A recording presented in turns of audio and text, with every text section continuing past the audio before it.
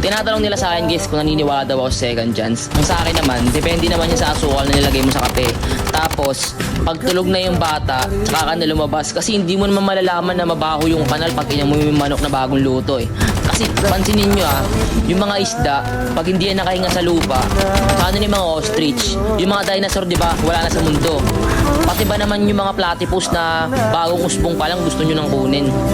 Mali rin na bigyan mo ng sapatos yung tao tapos hindi mo alam yung size ng paa niya. Kasi yung unan nga, hindi mo nga maamoy, hindi mo malaba. Kasi sabihin mo, bibigyan kita ng helmet kahit wala ka naman paa.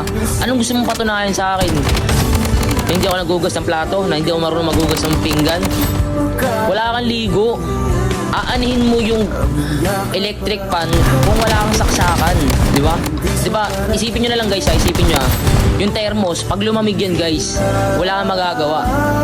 Yung mga kutsyon, yung mga kumot, pag dinalabhan yan, mga kami putsak yan. Tsaka mag-aral kayo ng mabuti hanggat nandiyan pa yung mga puso.